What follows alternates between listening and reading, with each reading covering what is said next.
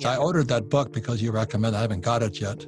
But what I'm really trying to say to people, the reason, once I understood in 1971 when Nixon took the dollar off the gold standard, at that time I was flying in Vietnam, and I knew something was going to change. And that's where quantum comes in versus Newtonian. And I wanted to know what the quantum would be. What would be like the ripple effect? What would the global effect be? So, and the other reason is because I studied history. Lenin said years and years ago, before Stalin, the best way to kill capitalism is to debauch the currency. So in 71, when Nixon took the dollar off the gold standard, I went to military school, so I studied military economics. And military economics was very concerned about guys like Lenin, Stalin, Hitler, Mussolini, Mao. And that's who we studied. And then socialist economics is Keynesian, which is you can print as much money as you like. And then capitalist economics, we were taught, was Mises' Austrian school, hard money, which is where Bitcoin and gold and silver kind of fit in. So when you look at the end, I think the end is coming. You can only, historically, like we had the Weimar Republic, which brought Hitler to power. Remember?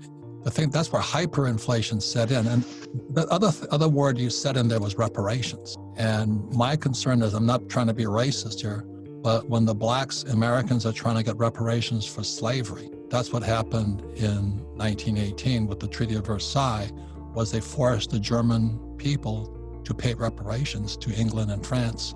And that led to hyperinflation and then the rise of Hitler. So that's kind of, as an old guy and then went to military school again, that's what we studied. So the reason I was excited about you coming on the program is you're a lot younger, but you also understand history.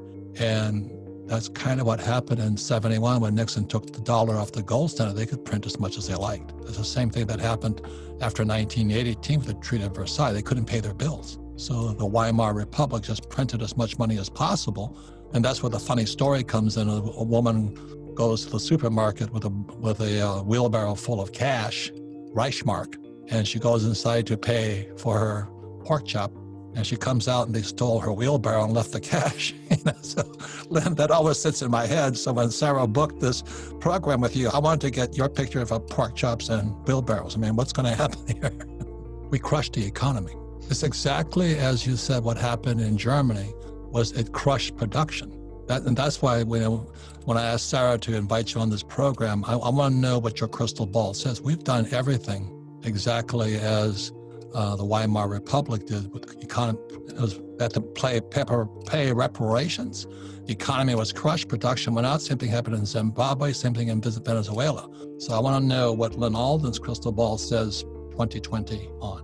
Wait, so we come back. I'm prompting you right now because anyway, that's why I was sat next to the smartest girl during test time. And the reason military school is important is because we studied economics. And there's three kinds of economics. There's military economics, socialist economics, and capitalist economics. And when in 1971, I'd already graduated from school, I'm flying in Vietnam, and Nixon took the dollar off the gold standard. And so that's when it twigged me, because I had different types of education, different economics from what they teach regular kids.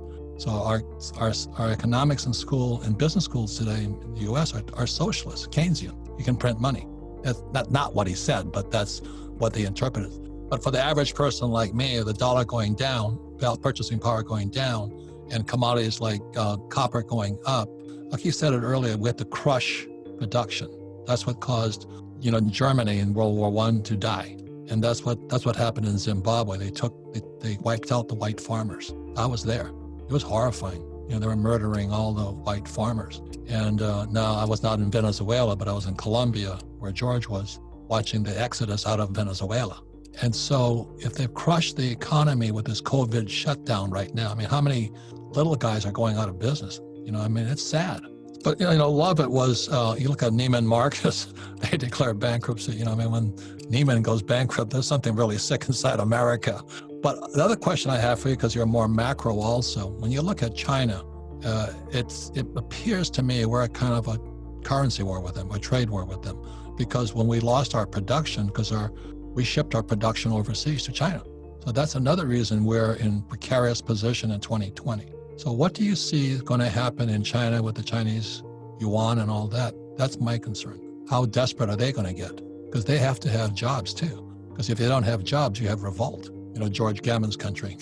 But I mean, the Mexican people and all that, they're fabulous, fabulous people.